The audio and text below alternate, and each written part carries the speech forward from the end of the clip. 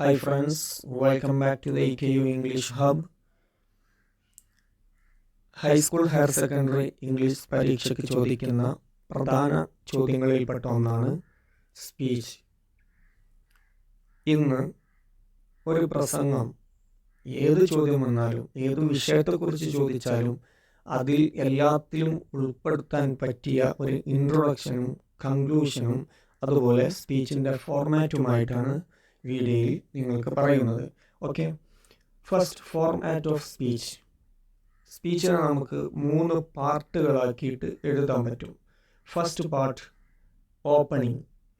ഓപ്പണിങ്ങിൽ നമ്മൾ കൊടുക്കേണ്ടത് address the audience with greetings. ഓഡിയൻസിനെ അഡ്രസ് ചെയ്യുന്നു. Introduce the topic. രണ്ടാമത് ടോപ്പിക്കിൻ്റെ ഒരു ഇൻട്രൊഡക്ഷൻ.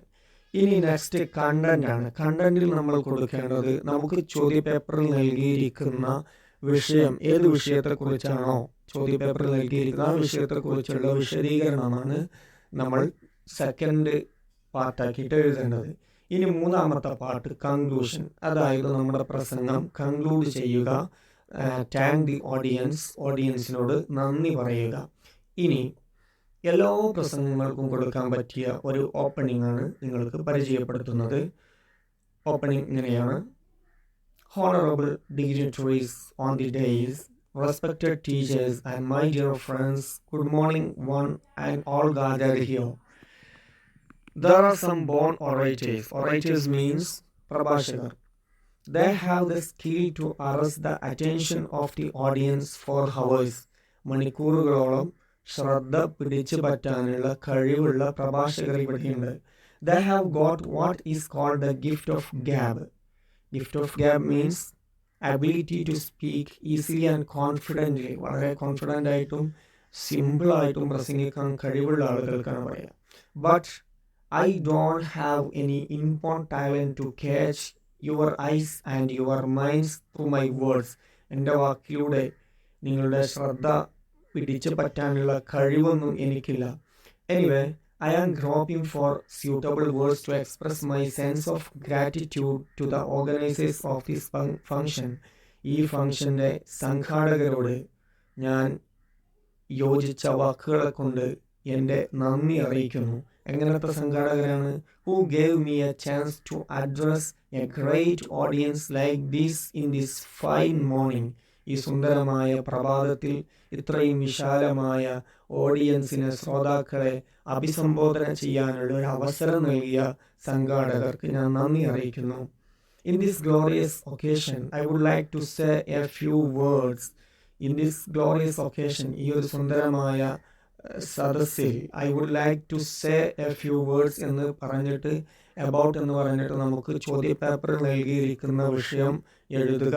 എന്നിട്ട് അതിൻ്റെ എക്സ്പ്ലനേഷനും കൊടുക്കുക. അത് കഴിഞ്ഞിട്ട് രണ്ടാമത്തത് നമ്മൾ കണ്ടൻ്റാണ്. കണ്ടൻറ്റിൽ കൊടുക്കേണ്ടത് ടോപ്പിക്കാണ്. ടോപ്പിക്ക് വിശദീകരിച്ച് എഴുതുക. അത് കഴിഞ്ഞിട്ട് ക്ലോസിംഗ് ആണ്. ക്ലോസിംഗ് എന്ന് പറഞ്ഞാൽ നമ്മൾ നേരത്തെ പറഞ്ഞു കൺക്ലൂഡ് ചെയ്യുക. Then I don't want to prolong my words in this late hour. ഈ വൈകിയ വേളയിൽ ഞാൻ എൻ്റെ പ്രസംഗം ദീർഘിപ്പിക്കുന്നില്ല.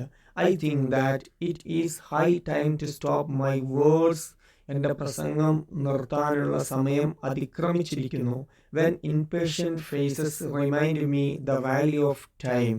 അക്ഷമരായ മുഖങ്ങൾ സമയത്തിൻ്റെ മൂല്യത്തെ എനിക്ക് ഓർമ്മപ്പെടുത്തി തരുമ്പോൾ എൻ്റെ പ്രസംഗം അവസാനിപ്പിക്കാനുള്ള സമയമായി. A lot of eminent personalities are here on the days. ഈ സ്റ്റേജിൽ ധാരാളം അറിയപ്പെട്ട വ്യക്തിത്വങ്ങളുണ്ട്. I think that they are able to inspire you with their enlightening words. അവരുടെ തീക്ഷ്ണമായ വാക്കുകളെ കൊണ്ട് നിങ്ങളെ പ്രചോദിപ്പിക്കാൻ കഴിയുമെന്ന് ഞാൻ വിചാരിക്കുന്നു. Lend your ears to their valuable words. അവരുടെ മൂല്യവത്തായ വാക്കുകൾക്ക് നിങ്ങളുടെ ചെവി നൽകുക. I am giving way to them. ഞാൻ അവർക്ക് വഴിമാറിക്കൊടുക്കുന്നു. Let me conclude my words. Thank you and have a wonderful day. ഈ ഓപ്പണിങ്ങും ഈ കൺക്ലൂഷനും എല്ലാ സ്പീച്ചിലും നിങ്ങൾക്ക് ഉൾപ്പെടുത്താവുന്നതാണ്. നിങ്ങൾക്ക് മാറ്റർ നന്നായിട്ട് അറിയുമെങ്കിൽ, ചോദ്യപേപ്പറിൽ നൽകിയിരിക്കുന്ന വിഷയത്തെക്കുറിച്ച് നന്നായിട്ട് അറിയുമെങ്കിൽ ഇൻട്രൊഡക്ഷനും കൺക്ലൂഷനൊക്കെ ചുരുക്കുക. മാറ്റർ നന്നായിട്ട് എഴുതുക. മാറ്റർ നിങ്ങൾ പഠിക്കാത്ത വിഷയമാണ് വന്നിട്ടുള്ളത് എങ്കിൽ നിങ്ങൾക്ക് ഇത് ഉപയോഗപ്പെടുത്താവുന്നതാണ്. Okay, let's see again.